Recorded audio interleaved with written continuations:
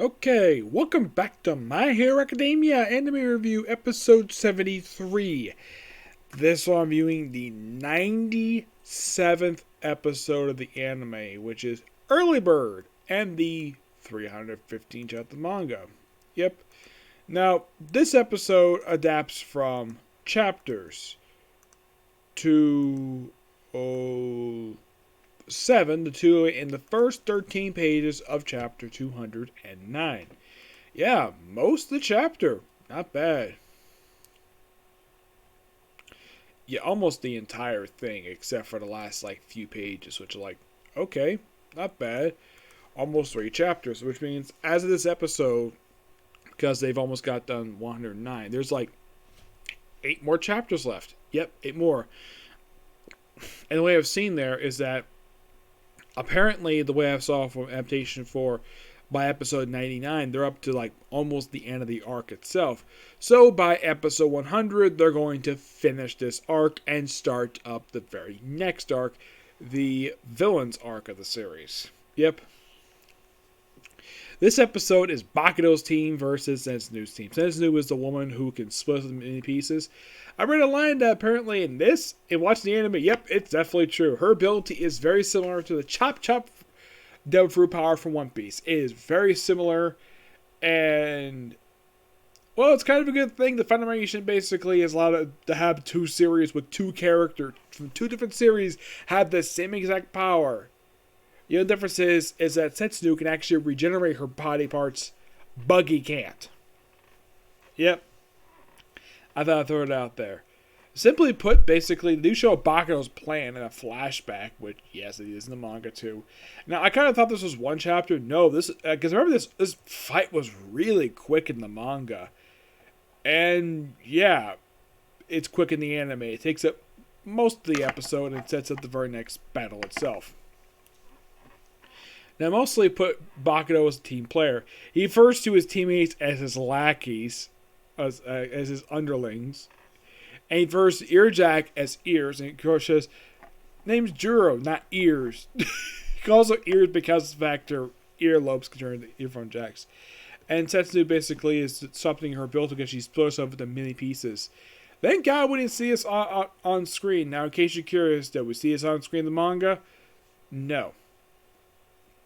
Never was. So, and they managed to basically beat this team in less than 5 minutes. It is really quick of a battle. Yeah, this whole thing takes up, it takes up more than 5 minutes in the anime. It takes up a good, I'd say, 15, takes up most of this episode for something that happens in a span of 5 minutes. Wow, that's quite something.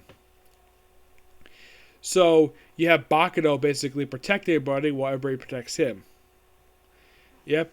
For example, they have Earjack nearly confronted by Jack Mantis. He's a guy who can shoot blades. I saw him wait, Jack Mantis. Does that remind me of Jack the Ripper from Black Clover?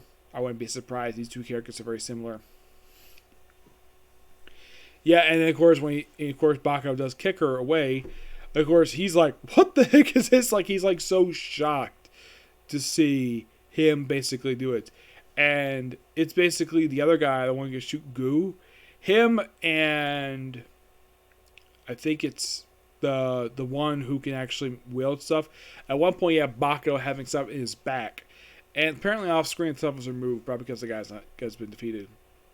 And they wrap those 2 guys up in really quick. Excuse me. And, of course, Jack Mantis himself is taken very quickly by Bakudo. And then eventually, Senzu is the only one left. And thanks to Earjack, she's able to find her and blast her and knock her unconscious. And she's turned back to normal pretty quickly. Yep, that was pretty quick. And everybody wrapped in the cell. And, of course, Eraserhead does commend his students for no injuries and very minimal damage.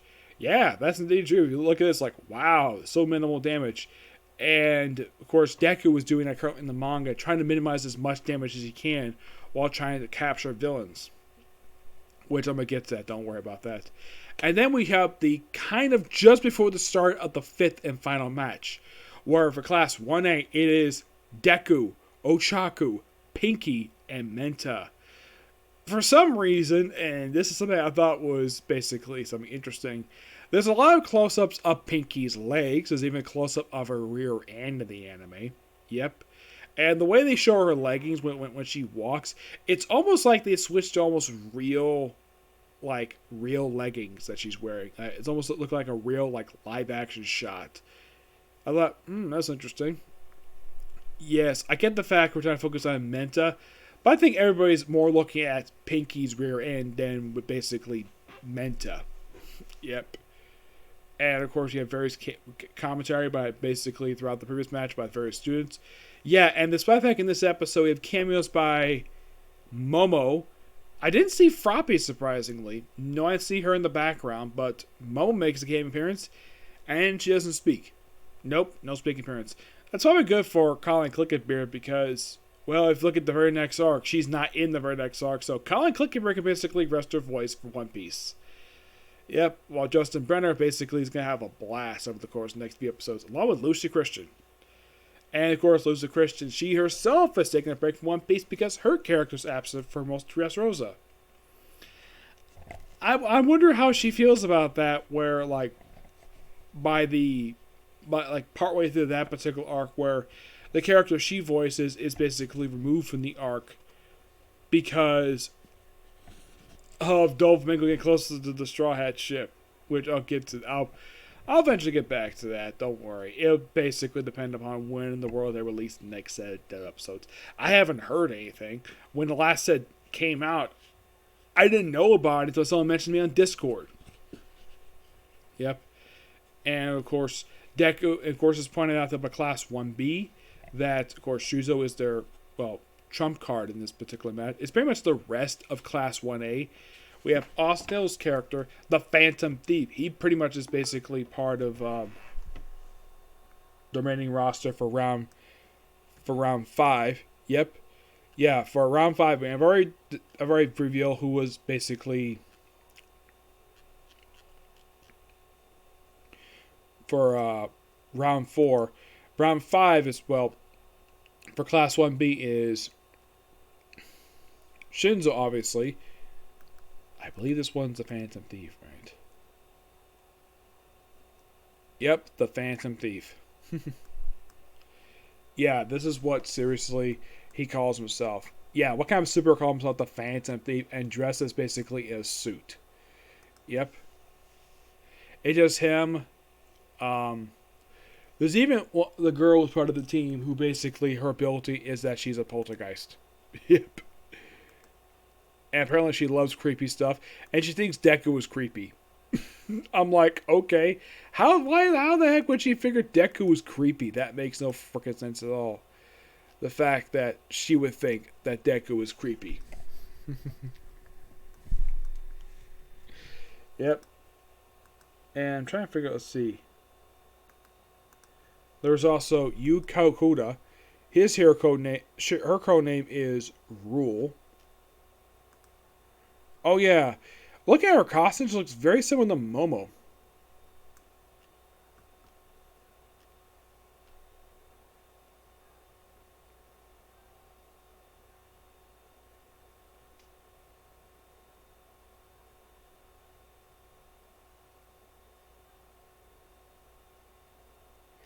Yeah, I'm looking at her outfit like, wow, that's quite something.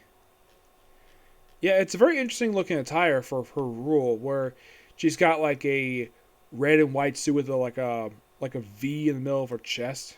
Mm-hmm. Of course, Austin voiced the Phantom Thief. Rule is voiced by Melanie Morris. Narusoda. He's Mines.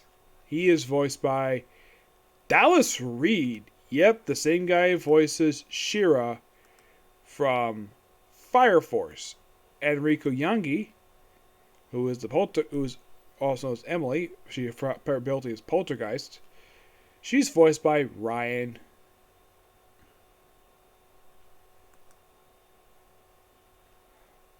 Seriously, this woman's name is Ryan Reynolds. No, it's not the guy. It's a woman. Yes, there is a woman named Ryan Reynolds, and she voices Emily, the poltergeist. Yep, that is seriously her code name, Emily. And but look at her. She kind of looks like she wears like a moda with like a partial mask similar to Kakashi from Naruto. Which that's gonna be a really interesting fight when we get to it in the very next episode, which will be episode 98. Which will be like, damn, 98. All right, moving on to chapter 315, Plateless. Yeah, it's interesting though this year that this series hit 300. Next series at 300 is gonna be Black Clover. Oh, one thing I should mention though. I did read an article today that apparently next week, Black Clover was taking a week off. Yeah, it's taking a break for a week. Yeah, it's coming back in 2 weeks after this week. Yeah, I'm not. Well, they didn't say the reason for it. The writer probably need a week off, probably. But yeah, so next week there'll be no Black Clover review. All right. Now, episode starts off basically with Lady Non talking to Overhaul, basically trying to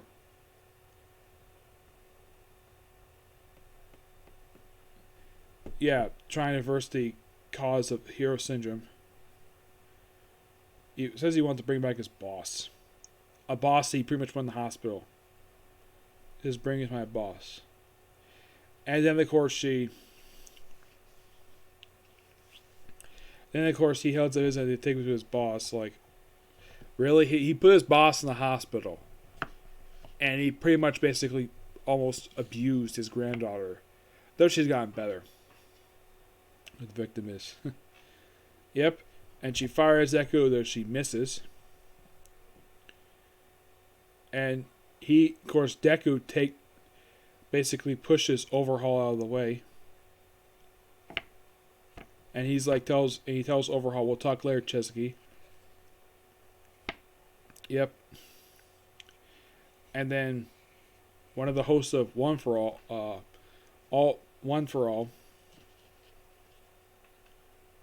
he basically chats them like 45% danger sense smokescreen.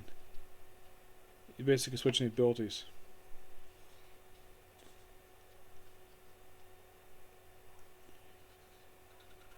He's like, still one leg showed up. Felix 1% Manchester. Hits her, basically damages her barrel gun. So your gun barrel's busted. It's over, Lady Nogent.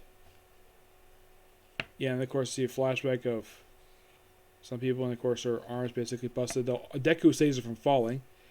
The shot headed for Chesuke. It was off by a little bit. If you really were allied with All for One and his brand of evil, you've ever showed him his lower body and stopped me cold.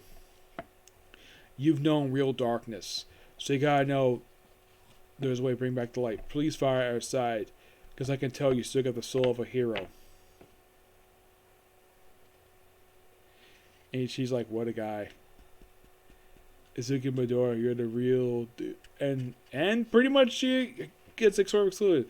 And then you have All for One saying, the soul is too far fickle, which is why I've added a failure clause to this contract. And explodes. And of course, Deku's like, Nogent. Though she's looking she's about to fall, but she's saved by Hawks. Which, wow, that is quite cool on his part. He gets to save a beautiful woman, Nogent. Though she's going to be saved, don't worry about that. And of course, you have All for One saying, to the very end, you were just a tool to be used.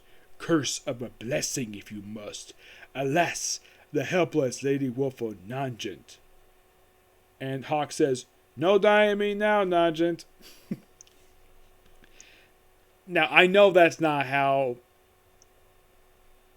All for One sounds. I can't do an impersonation of John Sweeney's like very deep and very commanding voice when he does All for One. He is a great voice actor, and I can't do an imitation of him, but that's the closest I can get to a deep voice.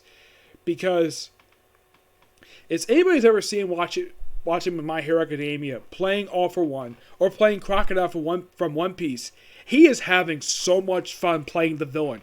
Yeah, he's just having a blast. Anybody can tell that. just by watching the series. That he personally loves it. Of course, the guy's also good with comedy too. If you have a chance to watch My Bride is Mermaid, he is so fun with comedy. But him playing a villain is always so interesting. Yeah, I've only heard it a couple times, but can you think of any other series where he's played a villain aside from One Piece and My Hero Academia? Yeah, aside from these two series, I don't know. The only two things these two things have in common is the fact that Colin Clickenberg plays a character who is near the character that fights All for One. Well, fights the character played by John Sweeney. And of course, Sabbath's there too, obviously, because, well, One Piece connection, obviously. Yep. So yeah, that's it for particular review.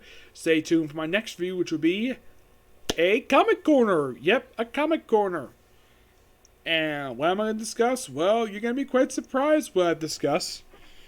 Because, well, one trade, I haven't discussed one of these trades in quite a while, but you'd be surprised exactly what it is, okay? See you next video. Bye.